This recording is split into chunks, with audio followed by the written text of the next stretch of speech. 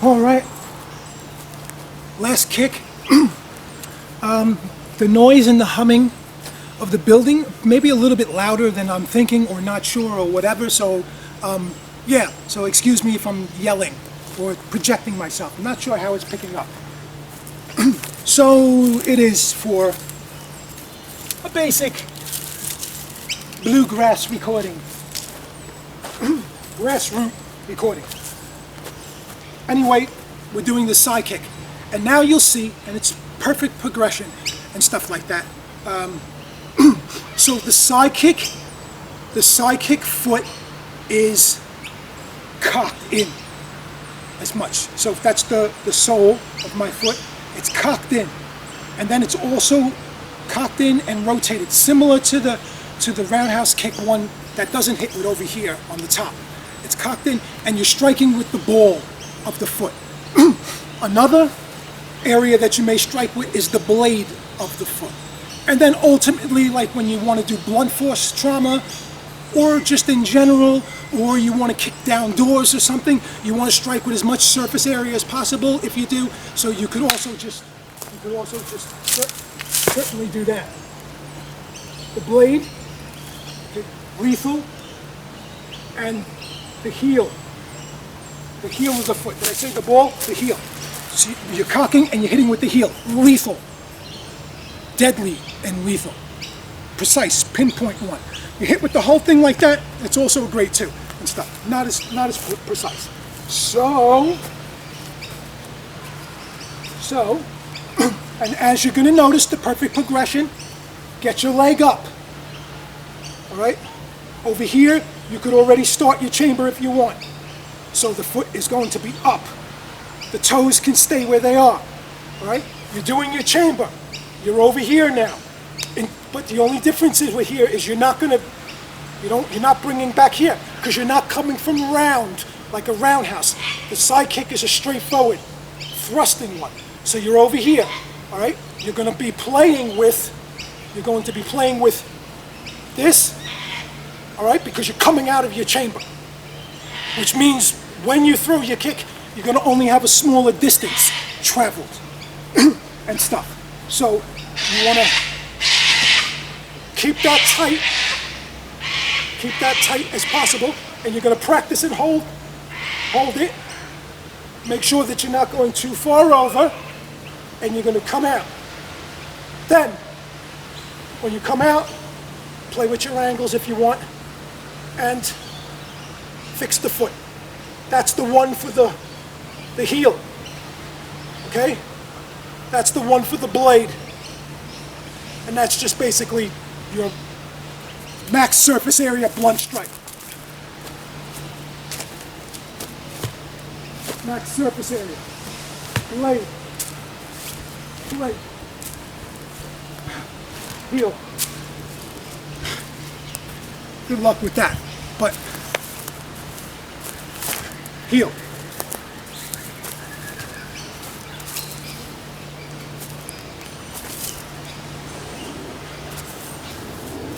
Let's go through. It's a little bit of an incline here, and some surface root as well, and stuff, and a whole bunch of stuff that will be our excuses, and their excuses. Excuses are okay so long as you see them as things to overcome, and not as things to solve your problem and say, oh well. So.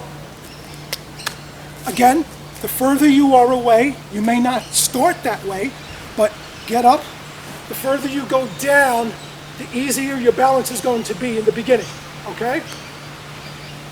You want to be looking down your leg. If you could hold it for a while, play with your positions. The best one is going for the heel.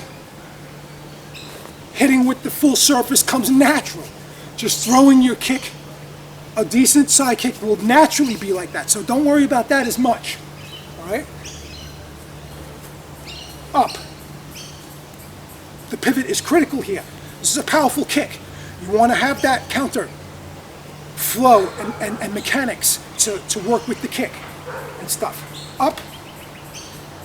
Could be classic, like we said, to the moment you can't anymore. Rotate, all right, and shoot out. Same thing. In the beginning, it's, after a while, try to play with. Now, you catch yourself improper, you catch yourself cheating, excuse me, and we catch ourselves trying to go too fast or whatever, and the same thing happens. We wind up throwing the kick before the chamber completes. We wind up throwing the kick so that it's all it is like that inch punch stuff. And so it comes out. So what's going to happen is when you reach that point, the chamber point, and you can't go up anymore, the rotation, the pivot foot, and the strike, they're happening at the same time. They're all boom. Okay? So up, the pivot and the kick. In the beginning, if you want, you do up, all right? At least don't do that. Get the foot up. At least get that up. All right? Rotate. Hold that. Kick. Okay? Start out low. Keep correcting yourself. And then go higher if you can to work your whole, to work the groin. Keep correcting yourself. Bring it back. Hi guys. And bring it down. Cheers. There's not much more to it except getting comfortable with blending the steps. Again, like we said before, the lead one is your instant, the back one is your power. On the back one, you're going to have to set first in your motion. So as you move, okay, so it's not, when I was a little injured or sore, I loved practicing the chambers. So when I was injured, I just didn't throw them. That's it. Okay? And again, it doesn't have to be a full parallel on the pivot.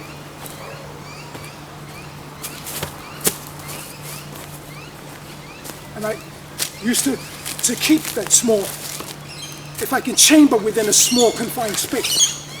I would still have to be striking here, because if this was the actual target, that's not doing much. Unless you're just looking to push somebody away, sure. Sure. So, it's, okay, just, coming across, if you're going to step, if you're stepping, okay? And eventually you can totally play with the planes and stuff. It could just be there. And notice all of the shared, right? It could be there, but whatever, gonna need that, okay? And happens all the time. Will this be a front kick? Side kick? Roundhouse kick?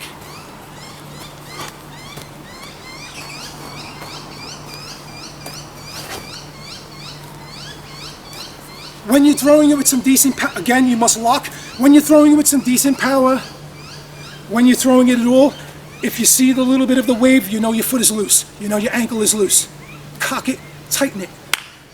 Tighten it up. That loose flailing, that's going to get you that tendonitis stuff. Okay? So, up. Up.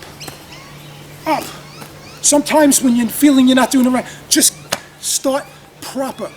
Get yourself set up proper. Just throw this as high as you can. As high as you can. Can't go any higher. Kick it out. Get the pivot going. Okay, be careful because you will. This side kick one's another great groin pull. Another great groin pull one. Up. Pivot. I keep here. Catch myself. Bring it back if I want. Alright? Strike out. Fix my shoulder a little bit. Make sure I'm looking down the line. Alright? Fist tight, not this. Back. Get down. Okay? I still have sessions where I go against the wall and I just hold it. Because I want to play. I want to play with my angles. I want to play with this. And I need a way to hold this and force my way back up. I want to be more upright. I know I can do this one. All right? And I want to be a little bit more upright. I want to be a little less committed to being all the way down here and then having a little less options and stuff. You totally can do it without the power and without your prop as well and stuff. And place it, but I'm gonna tell you, if you keep feeling that, if you keep having to put down, chances are this body part, the upper body, is breaking the plane. Okay? Say to yourself, as you throw the kick, push this back. Push that back. Keep yourself on the plane.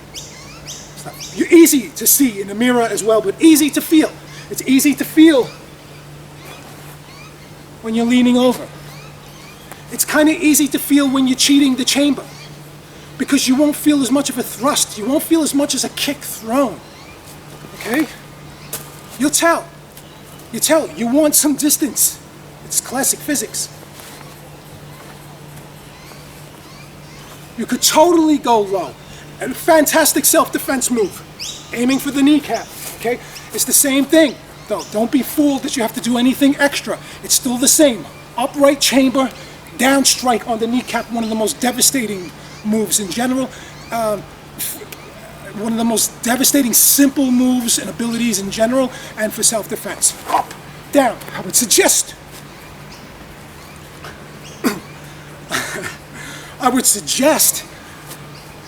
that move more than trying to kick your assailant in the balls, in the privates. I would. Much awesome, more sick, awesome move and stuff like that. This one, I've seen people get kicked in the balls. I've seen adrenaline go. I've seen people get kicked in the balls and get debilitated. I've seen people get kicked in the knee. And the margin of the results are a lot more constant and consistent. It's devastating. Totally messed up. Totally. That's it. Totally. If you're just lifted up and blindly just smash. But you need the lift. You need the commitment to the chamber first. If you're going to do that, you need to come down. Up, down, on the knee. It's one of your best self-defense moves. Okay?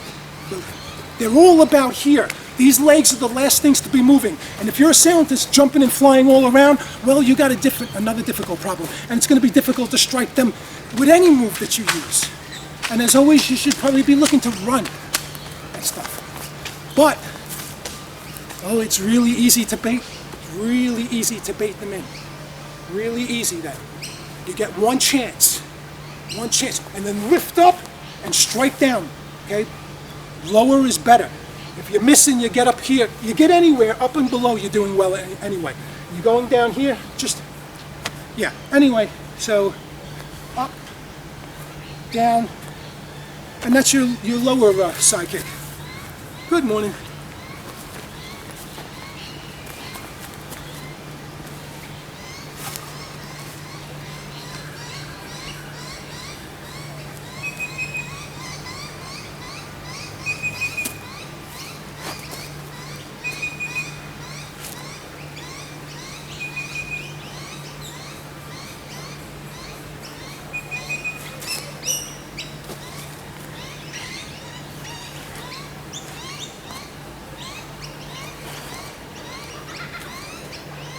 Tight.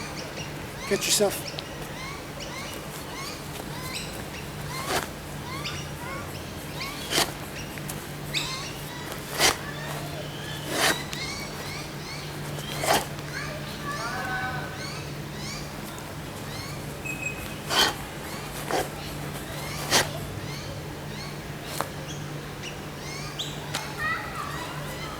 All right, folks.